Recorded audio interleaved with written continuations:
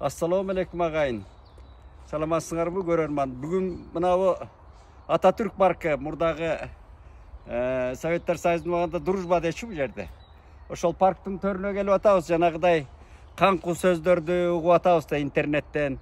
Ошо Ататүрк паркын бир кезде мынабы 50 гектар жерин 50гө бирөө 47 деп атат, бирөө 57 деп атат. Эми аны документалдуу караса болот. Ошо кезде эле чоң сенсация болгон, чоң чуу жараткан ушул паркты басып алышып, ошо бөлүп мыйзамсыз иш жасаган. Эми анын алдында бир эки осмер интернеттен көргөн маалыматтарды айтайын. Азыр мына президент бүгүн ишемби күнү Илимдер академиясына барганын мен интернеттен көрүп абдан сүйүнүп атам. Чынында ушундай баягы орусча айтканда внезапный плансыз эле кирип барып ушундай сүйлөшүп атат. Бул жакшы практика. Илгери Советтер Союзунун убагында да ушундай кыйын жетекчилер болгон бизде. Райком секретары, обком секретарлары барган. Ушундай эле айттырбай эле барып эле иш жасаган. Мына кошуна Өзбекстандын Мирзеевди көрөбүз. Ушул барат эле токтотот экен машинасын мен сурайм да журналисттерден, өзбек досторум бар. Барат эле кортеж токтотуп эле үй болсо үйгө кирет экен. Ушундай объекти болсо объекти барат экен. Мен бүгүн Илимдер академиясы мен жакында баргам, а жерге жаңы жетекчилик келип bir топ жакшы иштер ожалып башталган. Чынын айтуу керек, а жерде дурус иштер, ремонт башталып, азыркы президенттин иш башкармалыгы жана биз мактап атпайбыз бул жакшы жигит деп Туманбаевди. Туманбаев ошол жерге ремонт жасатып атат деп, ал Туманбаев ремонт жасатса мисалы Каныбек, ал майын чыгара жасайт экен деп көп жерде жакшы пикирлер айтып атат, ал жигит жөнүндө айтылып атат. Анан кийин президент барды. Эми Илимдер академиясы бизде плинтуска түшүп калганда, орой айткандачы. Ал бардык тармактарда деле жанагы жазуучулар союзу койчу эмне болгондо дагы ушул Илимдер академиясы мотор болуп турган. Илгери Советтер Союзунун убагында чоң мамлекеттин идеологиялык жанагы бүт тиги илимий жагынан, билим жагынан дагы бардыгы ушул илимге, билимге, мындай айтканда илим билим жетелейт да. Мына Илимдер академиясынын желе басып калган бөлмөлөрүн жөн эле илип эле академиктер табилиш килип коюп эле өздөрү жок костюмун илип коюп эле шахмат ойногон. Ушуга жеткенбиз да. Мен тетиги ботаникалык багы жөнүндө канча жолу какшап айттым. Ошо кароосуз калган, ит куштун жери болуп калган депчи. Ошону деле иш бар академиянын колунан келбесе, иш башкармалыгы алса, ушу Туманбаев мырза оңдойт эле ошону. Мен ушул жигитке жакшы бир үмүт артып турам да. Бүгүн президентке ошол барып ошол жерде мындай жылыш болот экен деп үмүт пайда болду. Мына биз айтып атабыз, окуу китептери, илимий мына заманбап 21-кылымга теңдеш ушунун агымына жел аргысына аралаш бир жаңы усулдарды жалаң эле тиги элге билим берүү министрлигинин алы жетпейт ал. Даже ал эмес, министрликти бөлүш керек менимче. Жакшы ой айтылып атат өткөндө. Агартуу министрлиги, мектеп, бала бакча өзүнчө болуш керек да, илим, жогорку окуу жай өзүнчө болуш керек. Мына коңшу өлкөлөрдө мен кызыгам да, ушундай өзүнчө. Муну өзүнчө тез алып кете турган.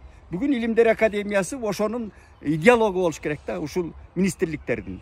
Эми Илимдер академиясына ошол илим билим министрлигин берип койсо болот да, чоң здание, имарат. Президент барганы менимче жакшы болду. Андан кийин анан кечөө мына талаш тил боюнча какшап атабыз. Тил боюнча мына интернетте көрүп алып бузукуда ойлор жүрүп атат. Мына биздин жетекчилер дегенде спикер Нурланбек Шакиев албетте эмоция менен айтат ал. Тил чынында ошо Шакиев айткандай эле акыбалда да биздин тил. Аны эмнесин жашырабыз? Кыргыз тили айрыкча борбордо өлүп баратат деп мен канчадан бери эле какшап айтып жүрөм го. Мына салыштырмалуу Өзбекстанды кой, мына Казакстан деген кетти. Бала бакчадан тартып бүт казакташтырып атат. Ал эмес мына интернеттин баарын казакташтырып, монголдор ошентип кетип атат. А биз болсо ошону дагы эле коркуп кылчактап атабыз. Албетте ал кирик туша. Нурланбек Шакиев эмоция менен айтып атат. Депутаттардын атынан туура. Ал эми президент арбитр болуп айтат. Арбитр, ал саясат. Эми чынында Орто Азияда жалгыз Россиянын караганы биз калдык. Плаздарым. Мына расмий тил дегенде кокуйду алып алганбыз убагында. Эми биз орус тилине каршы чыгып аткан эч ким жок. Ал бизге муктаж. Бизге мукташтык орус тили. Англис тили мына тил чыгып атканда чыгып атат. Бизге мукташтык. Аны үйрөнүп алат.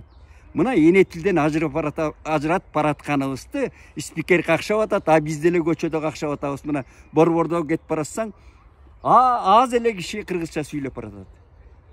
Бул трагедия. Муну жашыра албайбыз.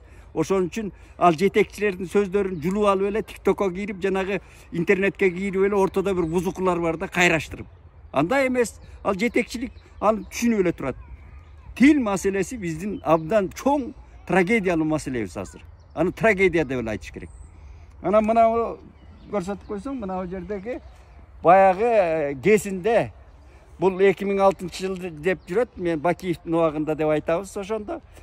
Кайсы мерекенин мен эсимде жок. Мына жалаң үлкөндөргө берилген уш жер. 50 гектар жер. Ататүрк деген парк. Мен парк деп эле айтайынчы. Сейилбак кошмо сөзү жок эле, ама парк. Биздин Фрунзеде ал кездеги ушу саналуу парктардын эң бир жакшысы болчу.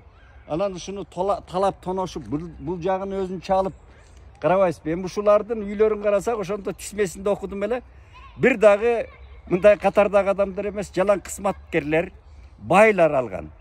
Ошонун бирөө дагы орусча айтканда отказ берген жок да. Мен ушу паркты кантип алам, парктан кестирип башка жер эле алайын деген киши болгон жок. Ушулар моундай үйлөрдүн баарын салды. Анан ушул өзүлөрү ошол мамлекеттик кызматта иштеп турган үлкөндөр баштагандан кийин анан калган ууру менен тоногуштарга кудай берген да бизде.